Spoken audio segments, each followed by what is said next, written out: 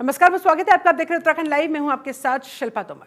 खबर सबसे पहले देहरादून से, जहां उत्तराखंड के सीएम पुष्कर सिंह धामी ने संगठन पर्व में शिरकत की। इस कार्यक्रम में वो मौजूद रहे। इस दौरान बीजेपी प्रदेश अध्यक्ष महेंद्र भट्ट समेत तमाम बीजेपी के नेता, कार्यकर्ता और पदाधिकारी भी वहां पर उपस्थित नजर आए।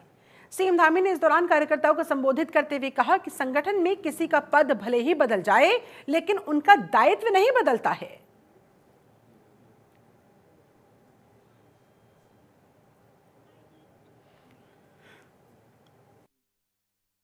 जैसा कि आप सभी को विदित है, हम सभी पार्टी के जो संगठनात्मक हमारे प्रक्रिया होती है, चुनाव की प्रक्रिया, दायित्व की प्रक्रिया, उस प्रक्रिया को हम संगठन पर्व के रूप में मनाते हैं। और मैं अभी आदरणीय अध्यक्ष जी से कह रहा था और कि अध्यक्ष जी, इसमें से भी बहुत सारे लोग होंगे जो अभी दायित्व में होंगे। दायित्व भले ही बदल जाएगा, लेकिन जिम्मेदारी नहीं बदलेगी, जिम्मेदारी वही रहेगी। मैंने अनुरोध किया है और अध्यक्ष जी ने कहा है कि नहीं, जो काम जो कर रहा है वही काम को आगे बढ़ाएगा। यानी किसी भी संगठन से, मतलब संगठन भी आपको छोड़ने वाला नहीं है। ये जरूर है कि संगठन पर्व चल रहा है, संगठन के आप दायित्ववान रहते हुए भी और किसी अन्य दायित्व में रहते हुए भी जो जिम्मेदारियां हैं, उन जिम्मेदारियों को आज हम सब आगे बढ़ाएंगे।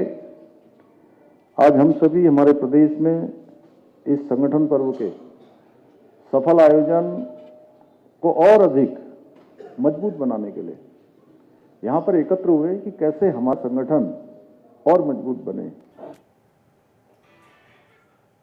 और मुख्यमंत्री पुष्कर सिंह धामी का आज का प्रयागराज का दौरा है। बता दें आपको, महाकुंभ में आज, संगम में आज डुबकी लगाते नजर आएंगे मुख्यमंत्री पुष्कर सिंह धामी। संगम में पवित्र स्नान के बाद सेक्टर 7 पहुंचेंगे। वहां पर जाकर साधु संतों से मुलाकात करेंगे, दर्शन पूजन करेंगे और शाम 4 बजे संगम में स्नान करने का ये शेड्यूल फिलहाल मुख्यमंत्री पुष्कर सिंह धामी का जो सामने आ रहा है, शाम 4 बजे का समय रखा गया है। और इसी शेड्यूल के मुताबिक वहां पर सारी तैयारियां प्रशासनिक स्तर पर की गई है, ताकि आम श्रद्धालुओं को भी, वीआईपी लोगों की वहां पर जाकर पवित्र डुबकी लगाने से कोई दिक्कत परेशानी ना होने पाए। और जो बड़े चेहरे, दिग्गज नेतागण पहुंच रहे हैं, वो भी वहां पर पवित्र स्नान कर सके। और इसी कड़ी में ये एक और चेहरा, ये एक और नाम इसमें जुड़ता हुआ, उत्तराखंड के मुख्यमंत्री पुष्कर सिंह धामी का आज शाम 4 बजे वो संगम में स्नान करते दिखाई देंगे, आस्था की डुबकी लगाते नजर आएंगे।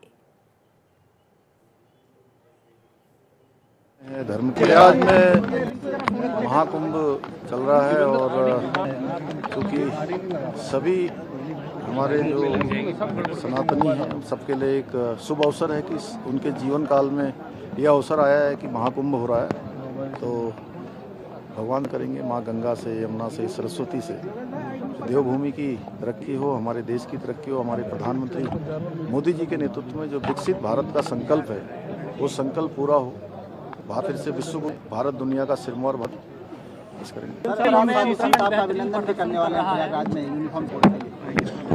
सभी साधु संतों का सानिध्य प्राप्त करेंगे और सभी का आशीर्वाद लेंगे, क्योंकि साधु संतों की बहुत बड़ी भूमिका देश के निर्माण में है, धर्म के निर्माण में है, धर्म की रक्षा में है, संरक्षण में है।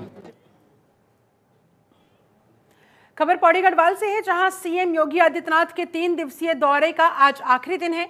वहीं आज सीएम योगी का बहुत मनोहर दृश्य भी सामने आया, मनोहर पल सामने आए, जिसमें सीएम योगी अपने परिवार की एक बच्चे के साथ दुलार करते हुए दिखाई दिए।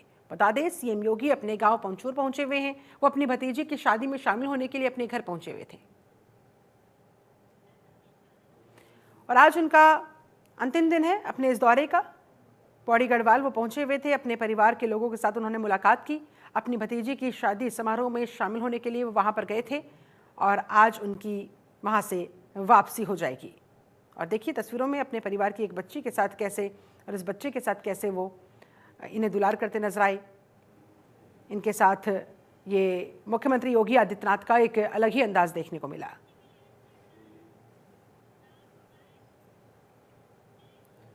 दिल्ली में हुए विधानसभा चुनावों में बीजेपी को प्रचंड जीत मिली है, जिसका जश्न देहरादून बीजेपी कार्यालय में भी मनाया गया।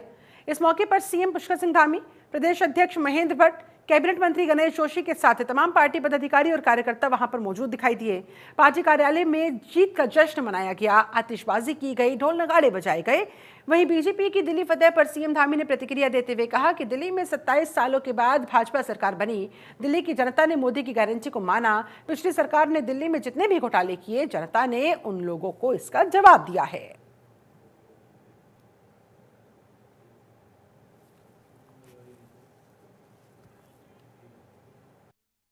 सालों बाद गैर भाजपाई सरकारों की विदाई हुई है और ये जीत आदरणीय प्रधानमंत्री नरेंद्र मोदी जी की जो गारंटी है उस गारंटी की जीत है, क्योंकि वो जो भी गारंटी देते हैं वो इस बात की गारंटी होती है कि गारंटी पूरी होगी। और भारतीय जनता पार्टी के संकल्प पत्र में जो भी बातें कही जाती हैं वो पूरी होती हैं। झूठ, फरेब और भ्रष्टाचार का जो शासन था दिल्ली के अंदर, जिसके कारण से दिल्ली में अनेक घोटाले हुए, चाहे वो क्लिनिक का घोटाला हो, चाहे वो स्मार्ट क्लास का घोटाला हो, यमुना सफाई का घोटाला हो, अनेक घोटाले, चाहे शराब का घोटाला हो, उन सब घोटालों का अंत हुआ है। और मैंने दिल्ली के अंदर अनेक स्थानों पर मैं चुनाव के दौरान गया था, वहाँ मैंने लोगों के चेहरे पर परिवर्तन की लहर देखी थी, साफ गुस्सा देखा था। दिल्ली में जिस प्रकार से इन्होंने झूठी घोषणाएं करी, दिल्ली की जनता के साथ छल किया, लगातार 10 सालों तक आपदा की सरकार ने, आपदा पार्टी ने लोगों को छलने का काम किया। लोग बदलाव चाहते थे और डबल इंजन की सरकारें जो आदरणीय प्रधानमंत्री मोदी जी के नेतृत्व में पूरे देश के अंदर आज विकास के नए नए कीर्तिमान स्थापित कर। देवभूमि में सीएम धामी की कैबिनेट के विस्तार को लेकर चर्चाओं का बाजार गरमाया हुआ है। इसे लेकर कांग्रेस और बीजेपी प्रवक्ता भी आपस में बयानबाजी कर रही हैं। इस खबर में और क्या कुछ है खास, जरा देखिए हमारी इस रिपोर्ट में।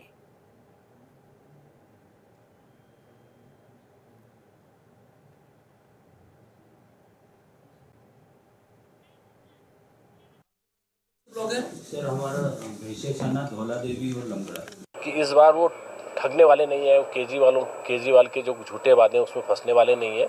नरेंद्र भाई मोदी जी के जो 17 योजनाएं जो एक आम गरीब आदमी के लिए, उसके अंतिम पंक्ति में खड़े व्यक्ति के लिए, डेवलपमेंट के लिए हैं, उनको वो लोग लेना चाहते थे और राष्ट्रवाद के साथ खड़ा होना चाहते थे और नरेंद्र भाई मोदी जी के साथ खड़े होकर के डबल इंजन को बनाना चाहते थे और उन्होंने डबल इंजन को बनाने का काम किया है। और इसलिए केजरीवाल को तो हार नहीं था। आम आदमी पार्टी का अब अस्तित्व तो खत्म हो जाएगा धीरे धीरे सभी जगह से, और जहाँ भी उनका, मुझे लगता नहीं है कि वो एक बहुत लंबे चलने वाली पार्टी थी और उनकी जो लोगों को ठगने की पार्टी थी। मगर दिल्ली के लोगों का एक बहुत बड़ा नुकसान हुआ कि पिछले 10 वर्ष तक वो ठगे रहे। केंद्र सरकार और राज्य सरकार की जो योजनाओं का लाभ मिल सकता था भरपूर, वो लाभ वो लेकर के दिल्ली के वो एक बहुत सुदृढ़ और मजबूत बना सकते थे। देवभूमि में सीएम धामी की कैबिनेट के विस्तार को लेकर चर्चाओं का बाजार गरमाया हुआ है। इसे लेकर कांग्रेस और बीजेपी प्रवक्ता एक दूसरे के खिलाफ बयानबाजी कर रही हैं। और क्या कुछ इस खबर में खास, जरा देखिए और समझिए इस रिपोर्ट के जरिए।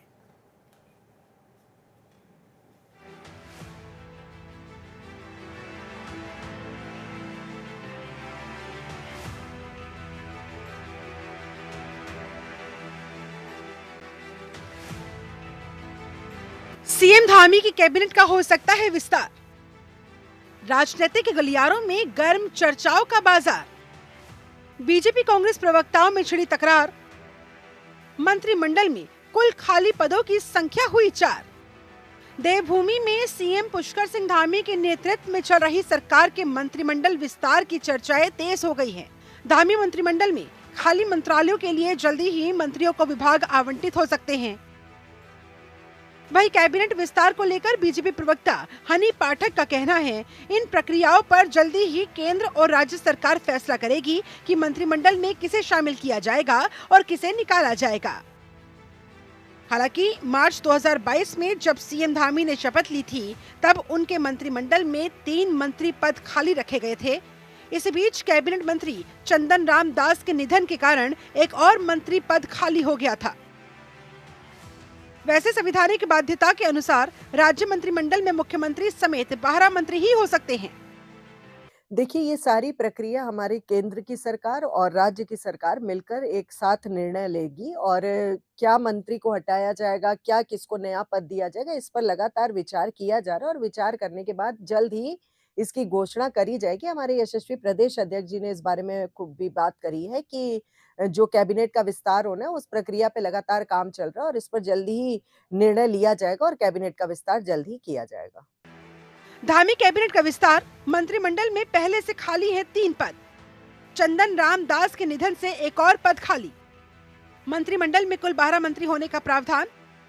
कैबिनेट विस्तार से सभी वर्गों को साधने की कोशिश। हालांकि सीएम धामी के नेतृत्व में चल रही बीजेपी सरकार में होने वाले फैसलों पर तो बीजेपी का एक अधिकार है, लेकिन भारत में विपक्ष की भूमिका तो कुछ अलग ही हो जाती है। सीएम धामी के कैबिनेट विस्तार को लेकर कांग्रेस प्रवक्ता प्रतिमा सिंह ने कहा, कैबिनेट विस्तार पर कई बार चर्चा हो चुकी है, लेकिन धामी सरकार कैबिनेट विस्तार पर निर्णय ही नहीं ले सकती है।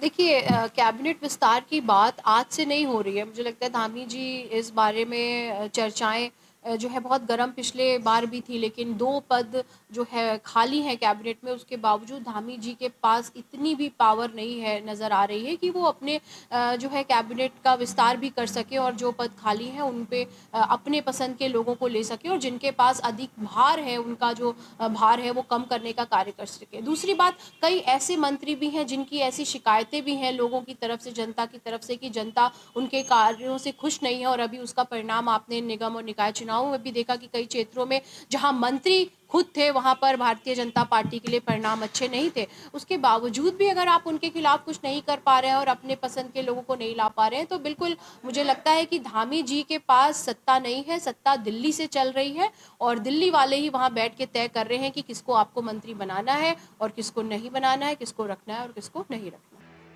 अब देखना यह है कि पहले से खाली पड़े 3 मंत्रालयों और मंत्री चंदन राम दास के निधन से खाली चौथे मंत्रालय के लिए सीएम धामी ने कोई फैसला किया है या ये चर्चा केवल चर्चा का ही रूप लेकर रह जाएगी। ब्यूरो रिपोर्ट, जनतंत्र टीवी।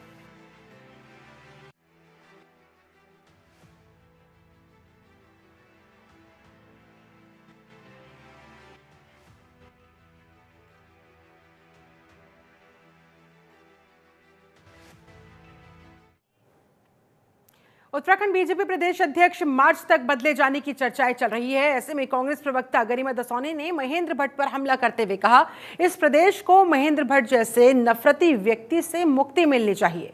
महेंद्र भट्ट इस प्रदेश के लिए हानिकारक है। चाहे महेंद्र भट्ट जब विधायक थे या अब जब वे प्रदेश अध्यक्ष हैं, उनका वक्तव्य प्रदेश के लिए हमेशा से ही हानिकारक रहा है। बता दें, उत्तराखंड में भारतीय जनता पार्टी को मार्च के पहले सप्ताह में नया प्रदेश अध्यक्ष मिल सकता है। निकाय चुनावों के कारण स्थगित हुई संगठनात्मक चुनावी प्रक्रिया को एक बार फिर से गति मिल गई है।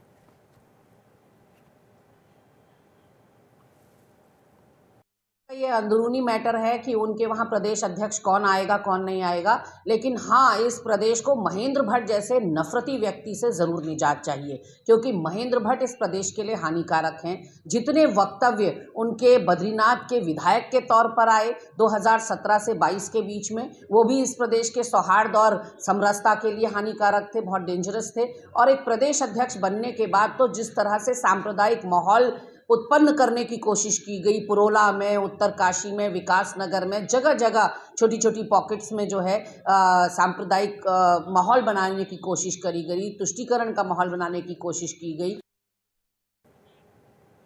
खबर गैरसैंण से ही, जहां नगर पंचायत गैरसैंण के नवनिर्वाचित अध्यक्ष मोहन भंडारी ने शपथ ग्रहण करते ही बड़ा फैसला लिया। उन्होंने कहा वो तब तक अध्यक्ष की कुर्सी पर नहीं बैठेंगे जब तक गैरसैंण में स्थायी उपजिलाधिकारी की नियुक्ति नहीं हो जाती। उनका कहना है, चुनाव के दौरान उन्होंने जनता से इसका वादा किया था। मोहन भंडारी ने 6 फरवरी को जब शपथ ली, तब से ही वो स्टूल पर बैठकर सारे काम कर रहे हैं। बता दें आपको, गैरसैंण में लंबे समय से स्थायी एसडीएम और तहसीलदार है ही नहीं। कर्णप्रयाग एसडीएम को ही अतिरिक्त रूप से गैरसैंण की जिम्मेदारी सौंपी गई है।